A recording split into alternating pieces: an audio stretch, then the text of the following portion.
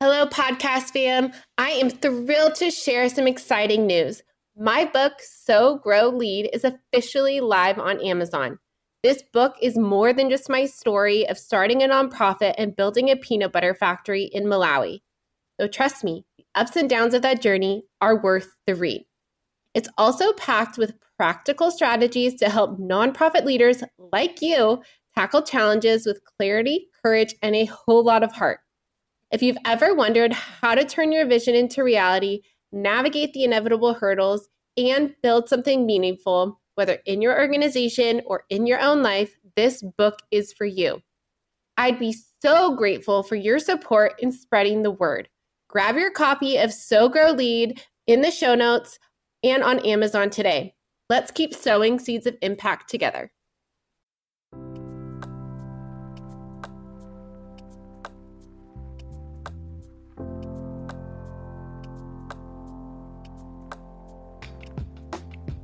Welcome to the Lead with Heart podcast, which is dedicated to nonprofit leaders who are passionate about making a difference. I'm your host, Haley Cooper, and I'm thrilled to have you join us on a journey of growth, inspiration, and transformation. At Lead with Heart, we believe that leading with heart means embracing empathy, compassion, and authenticity in every aspect of our work. It's about putting people first, fostering genuine connections, and creating a positive impact that goes beyond numbers and metrics.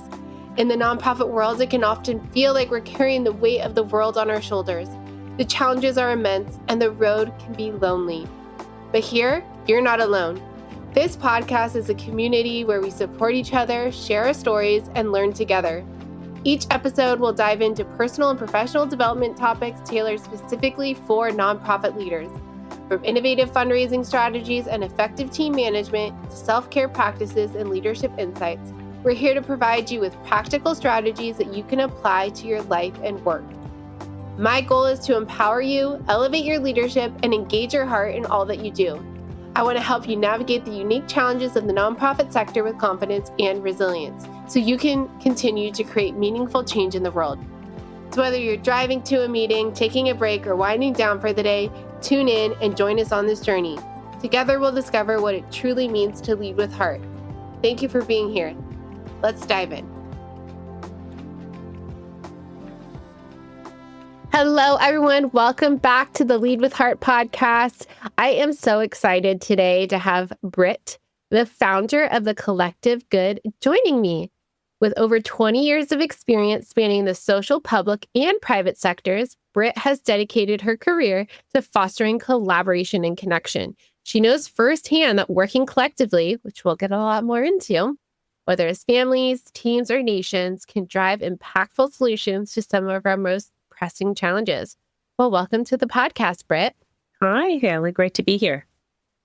Well, we were talking off screen, and I would love to know your origin story, your background. What led you to this work? Was there a pivotal moment early in your career? Where did you start and end up today? So I had a number of twists and turns that landed me here. I was one of those kids who didn't really know what I wanted to be when I grew up. I liked animals, so I wanted to be a vet for a while. I liked kids, so I wanted to be a pediatrician for a while. I liked my teachers, so I wanted to be a teacher for a while. I really bounced around and eventually found that I liked math. I was good at math. And so I ended up on a economics track and then finance, and found myself on Wall Street after I graduated college. And I ended up staying there. I lived in New York for about 15 years, working in the financial sector, doing more data and big tech type work, and then doing a bunch of corporate strategy. And I like to say that really the most pivotal moment for me was realizing that while I loved my work, I loved the people I worked with, it was challenging work, I learned a lot, I never really felt fulfilled. And I got to a place where I was really yearning more purpose. And so I threw myself off the ledge and quit my job and said, I want to work in the social sector. I had done some pro bono projects with nonprofits and just had such an amazing experience. I realized that my skills from the private sector were actually quite useful in the nonprofit sector. These are still companies and organizations of people that are trying to achieve results, and yet they're being a mission-driven organization, there are some differences, but I found that these are the problems that I want to be a part of helping to solve. And so I started the Collective Good and haven't looked back. That was almost 15 years ago. Oh, wow. That's amazing. And I think a lot of people can relate to that, like wanting more purpose, seeking more purpose. And there are those pivotal moments that you're so brave for taking that leap and starting the Collective Good. And I would love to know more about what the Collective Good is about, why that name, and the work that you do. Well, the collective is in the name because I am a collectivist. I know we're going to talk a little more about that, but I think even going back to my childhood, I really yearned for a connection. I always felt doing something together with someone else, I'm going to be able to do more. And so the Collective Good really was an acknowledgement of both in terms of how I structured the company. I wanted it to be a collective of people who came from a lot of different backgrounds, a lot of different work experiences, who had different subject matter expertise, different skill sets, but that we could all come together and do this really important work together. And that we would see that I may not be the expert, I can't be the expert in all things, but I can talk to you and we can create a really powerful team if we really figure out how to leverage our strengths together.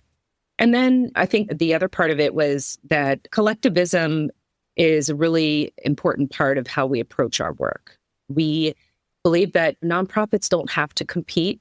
I think we're in a space where we're encouraged to compete for grants or for talent or for attention on the social media feeds or for all of those things.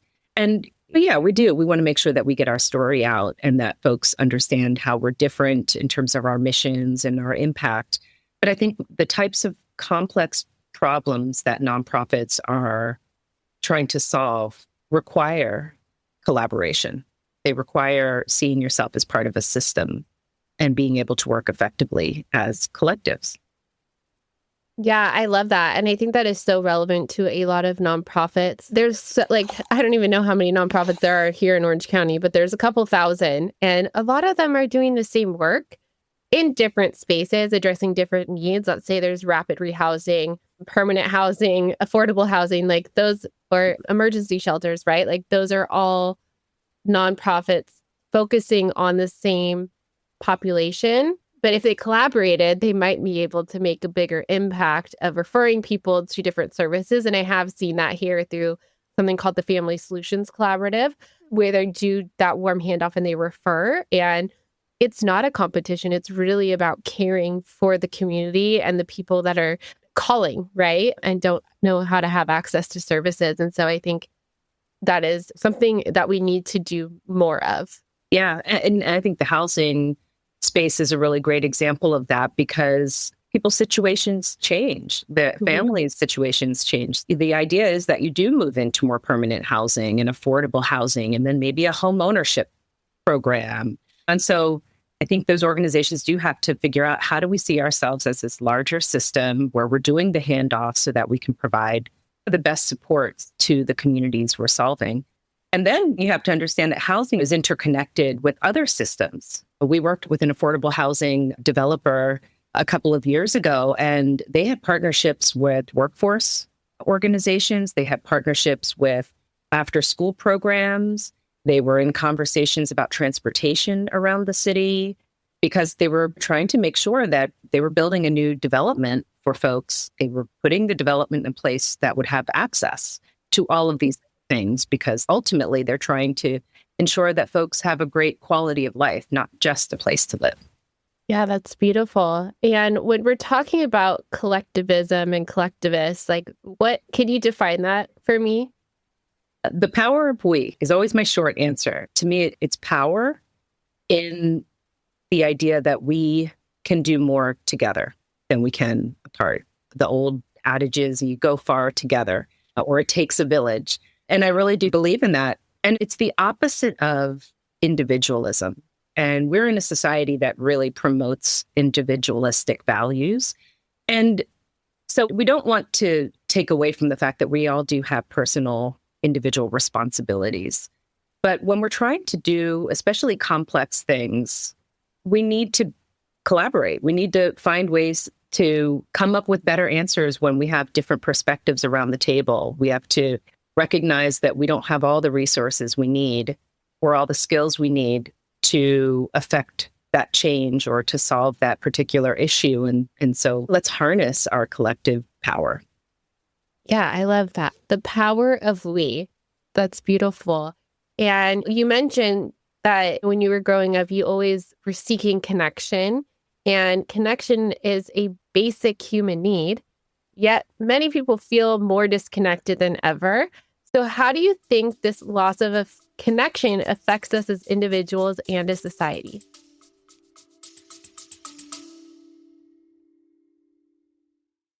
Imagine a fundraising partner that not only helps you raise more money, but also supports you in retaining your donors. A partner that helps you raise funds both online and on location so you can grow your impact faster. That's DonorBox, a comprehensive suite of tools, services, and resources that give fundraisers just like you a custom solution to tackle your unique challenges, helping you achieve the growth and sustainability your organization needs, helping you help others. Visit donorbox.org to learn more. With the more social networks and virtual tools, we may feel like we're connecting more, but we're not connecting as deeply. So we may have more touch points or we may have a larger network, but it's not as deep as some of those connections once were. Certainly the pandemic didn't help, but I think communities have been drifting apart.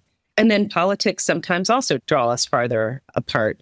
And there's a lot of research that shows that folks are feeling disconnected, and there's a loneliness factor. Humans are social creatures. It is in our nature, it's in our DNA to move in tribes, to protect ourselves by being part of a clan. We've evolved around this concept of we need to connect and we need to be a part of a community. And so I love seeing some of the initiatives that organizations are taking specifically around rebuilding relationships within communities. There are huge transportation projects, infrastructure projects in cities now that are reconnecting communities where a highway kind of came through the center of town and disconnected communities. And now those communities are looking for ways to reconnect by a bridge over the highway, or by expanding a park or downsizing the highway to make it more like an avenue so that it's a safer place for folks to move across. We're part of a project now that is looking to connect college students across different identities to sit down with each other, literally sit down over dinner and just have conversations where they're sharing their commonalities as well as their differences and learning a little something about each other. I was in a conversation the other day where we were talking about volunteerism and how to get volunteers more connected to your cause and to your organization. I was talking about how actually should just connect volunteers to each other, because when they come out to support you, they feel like they're part of a community and their friends are there. They're going to want to keep coming out to that space. You're actually investing in something that fills them up and gives them a greater sense of connection, both to your organization as well as to their community. Yeah, and I definitely saw that over the pandemic when I was in-house as the director of development, and we had a lot of volunteers that have retired, and they would come twice a week to put together food or pallets for the families and kids we were serving. And then they lost all of that. And they lost that sense of community and connection, and they were stuck at home, not really allowed to go out, only talking to family. And so myself and the volunteer coordinator, we would just call them and check in on them. It wasn't even about the mission. We wouldn't even talk about Giving Children Hope, the organization I was a part of, but we would just call. And once things lightened up, we were able to go visit them. But we would just sit and just listen because they were so lonely. And a few years back, we were establishing a program for seniors, and loneliness is an epidemic, and it can cause more harm than some cancers, is what I've read. And so I think this idea of building that community within your organization is such an important aspect of the work that we do. Yeah, and it is scary to think of loneliness as something that can cause such harm, but it plays out in a lot of different ways. If you can't leave your home, or if you feel like you don't have anything that you can go and be a part of, that isolation really works on our psyche in a lot of different ways. Even just getting outside is healthy. It proves your well-being, being out in the sunshine, moving around. And so if you're stuck at home or even at home behind your computer screen all day and not able to connect with other people or just connect with other things, it could definitely have an impact. And so I love what you said about how you and your colleagues just reached out to folks. That's really beautiful and it's really kind. And I think when we're talking about connection being just such a natural instinct, getting back to our basic values sometimes can be the most important thing that we can do. Not think about what's on the action plan this week. I'm a planner, so I love to think about what's on the action plan this week. Yes. And how are we moving things toward our goals? But sometimes just getting back to the basics of how are we checking in on each other? Are we taking some time to check in on that volunteer that we haven't seen in a while, or maybe invite them to something or tell them about something that might be happening in their community?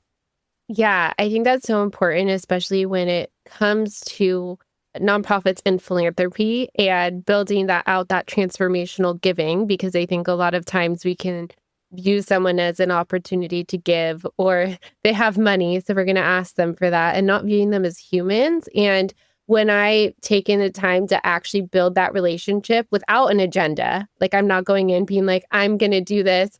I'm going to have this meeting with you and listen to you because then I'm going to ask you for money. That's not what it's about. It's about actually caring for people and building that relationship. And then, yes, the money does come because you've taken that time to build trust and build safety within that relationship.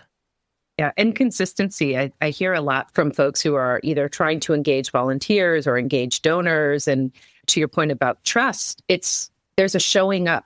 Folks feel good if they feel like you've shown up for them consistently or you showed up for them in their time of need, that they might not even have to make the ask. They're going to want to give back in some way.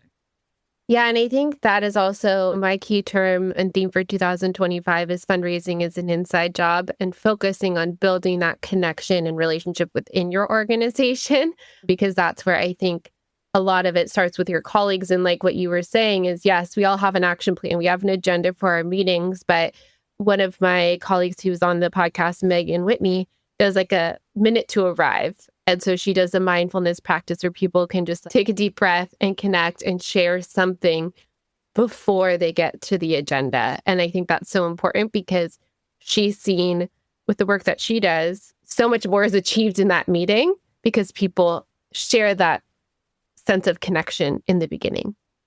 Yeah, and it's a meeting they look forward to, I'm sure. It's a space that they want to be a part of. And so people actually show up. And when they show up, they feel like they can show up as themselves and they participate. They're leaning into the conversation. Mm-hmm. It's worth it to carve out that time to just attend to the humans.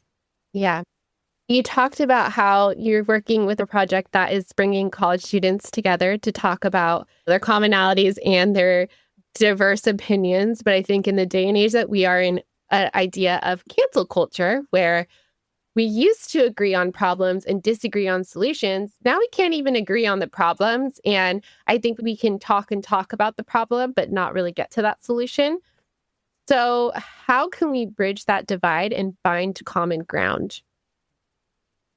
Well, this particular program has been even more complex in some ways because the communities that we're bringing together are Black and Jewish students. And the organization that launched it really did it last year in the midst of everything that was happening on college campuses in response to the war in Gaza.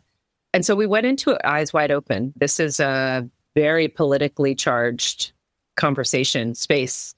And yet the reason we really wanted to do it is because there were students who were feeling really unsafe on campus. And we just felt there's an opportunity for greater allyship here. The Black and Jewish communities have a really rich history, specifically with African American students. We're engaging students from HBCU campuses, historically Black colleges. There was a Jewish philanthropist who helped fund the start of the college.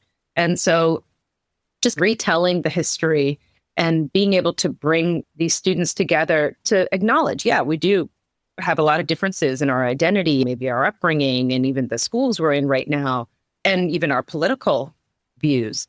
But we also have a lot of commonality. There are a lot of things we have in common. And if we just sat down and talked to each other for a little while, we would realize, oh, wow, you've had that experience. I've had that experience also. Or, oh, that's interesting. We do that on our campus too. I would have thought it's totally different because I've never been to an HBCU and so on. I think to get to your question about we don't even agree on the problems anymore, I think one of the keys is to shrink the problem. Because sometimes when we find ourselves going in circles around the problem, it's because we're talking about something that's really big. The education system is broken. Well, the education system is really complex. Are we talking about early childhood education? Are we talking about higher education? What is it? So how can we shrink the conversation into smaller bites and talk about things in specific terms? And often, I think what we'll find is when you go smaller, you will find that actually we're not as far apart as we thought we were. When we're talking about something really specific, and we can bring values into the conversation, we can get people closer so that we're starting at a place where, well, do we agree on this one basic thing? Yeah? Okay. Well, now let's try to step out and get a little more complex with the conversation. Do we still agree? Yes? No? So I think that's really the key. I think if we can go small, we can often find that common ground that can be a foundation for having a harder conversation.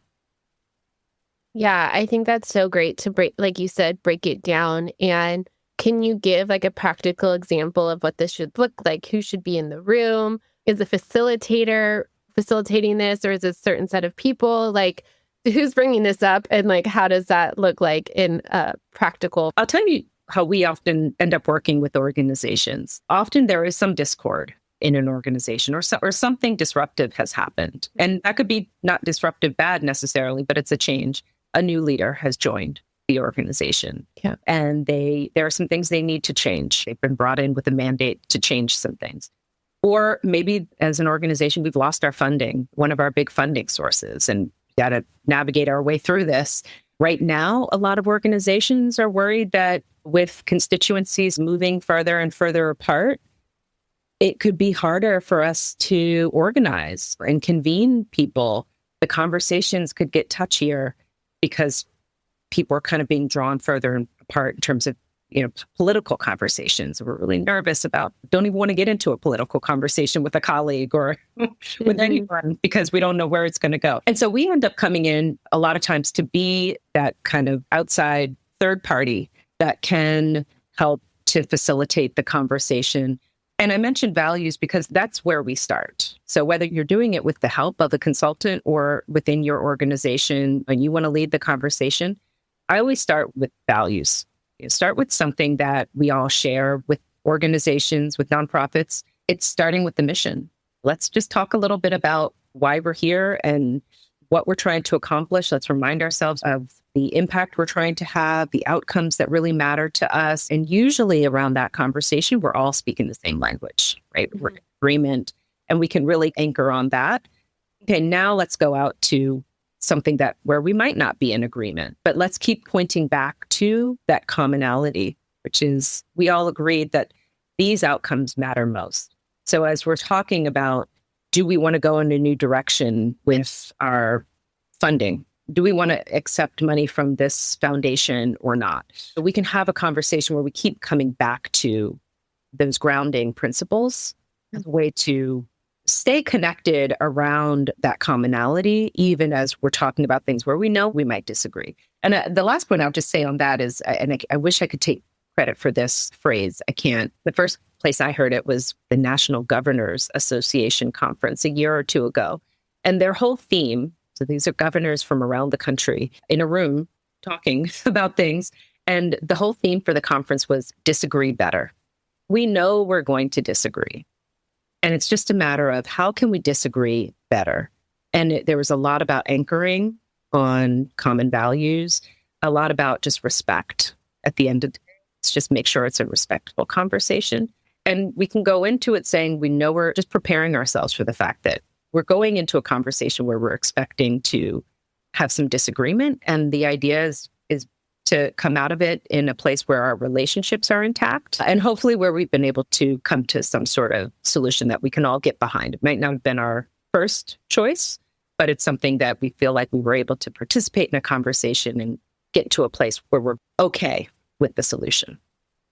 Yeah, I think that's so important to, like you said, find that commonality and go back to the mission and that shared mission with each other so that you can disagree better. And I think part of that in the work that I do is being self-aware of your emotions and triggers. If someone disagrees with you, what comes up, and being able to remain emotionally responsive and engaged in the conversation. Because I know that personally, if I've had conflict or like a tense conversation, I'll check out, but I have to remind myself to stay here because in the connection is where you build those positive solutions.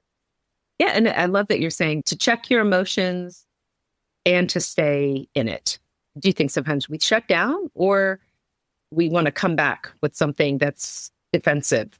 And if you stay connected and your goal is really to maintain the relationship, to come out with some sort of solution or some sort of next step. Maybe we have to continue this conversation. Let's take stock of, was there anything that we agreed on here?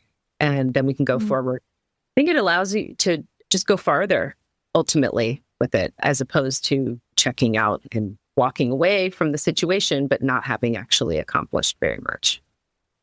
Yeah, definitely. And in situations that appear adverse, whether in the workplaces, communities, or even politics, how can parties continue to find those ways to collaborate effectively rather than compete? And what are some practical steps they can take to reframe their approach? Well, I think the reframing is really key. I guess there are a couple of parts of that to speak to. I think in the political space, like I said, I was really happy to see a group like the National Governors Association talking about disagreeing better. I think that's in politics right now. I think you'll hear politicians who've been in politics for a long time will say, well, you go back 20, 30 years, you would find people on opposite sides of the aisle who are actually really good friends. Outside, when they weren't in session arguing about things, they were having dinner afterwards. And so they had a relationship and they could come in and disagree and duke it out. And then they would go back and certain lines weren't crossed because actually that's my friend on the other side. We don't agree on all the same things, but I see them as a person, as a human. I respect them and think we have that as much right now. Mm-hmm. Yeah. It's unfortunate because I think it plays out then in how just regular folks like me are trying to navigate conversations with people who don't share the same political beliefs as me, where I'm not quite sure what they're going to come with or where I can go with the conversation. It's not going to cause some harm ultimately to our relationship if we try to get into a conversation and it doesn't go well. So I do wish that folks in the political space would take a little more care for the fact that we want to be a society, I would hope, of people who care about each other at the end of the day. We can disagree about things, but we still see each other as humans. I think organizations, as we're trying to think about the fact that we work with a number of organizations that are in the democracy space. And so they're right in the middle of all of it. And they might be nonpartisan, but the partisan pieces come in, they creep into everything. So what we're helping them do to reframe and to navigate this is to, again, go back to the foundational things. What do we all agree on? We all agree on a fair and free democracy. We all agree on voting rights. So let's talk about those things and work our way out from there and try to either steer clear of the conversations that are going to pull us apart or find ways to, once we know we've been able to establish that common ground or reestablish that common ground, then we can come back and try to address those harder things. Yeah, I think that is so powerful. And what is one thing that an organization or an individual within the organization can take today? What's one action they can take today towards collectivism to make more meaningful outcomes for the communities that they serve? I would love to see organizations invest in relationships. So some of the things that we talked about earlier, we're just carving out some time to get to know people, whether it's inside your organization, carving out that time at the top of the call to check in with each other. Maybe at this time of year, a lot of people are doing this. You're having the end of year, the winter, the holiday party is a way to just invest in the relationships within your organization. I think the same is true of our volunteer bases, of our donors, of the communities we serve.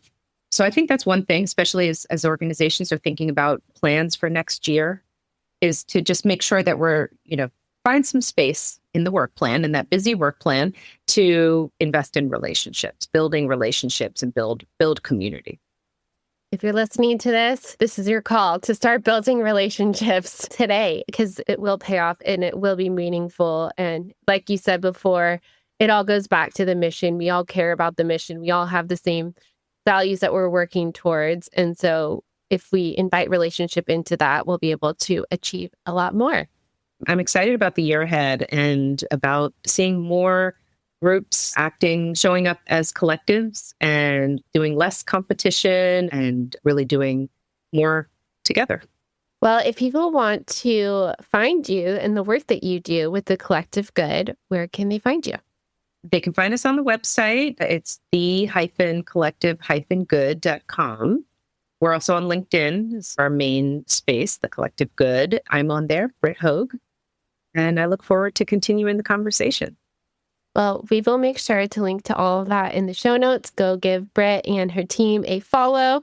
And thank you so much for this conversation. It was truly a joy to get to know more about you and the work that you do. Likewise. Thank you for having me. I enjoyed the conversation. If you have valued these stories or learned something from what you've heard, please share this podcast episode or follow me on LinkedIn. Thank you so much for your support, and together we can build a better community and world.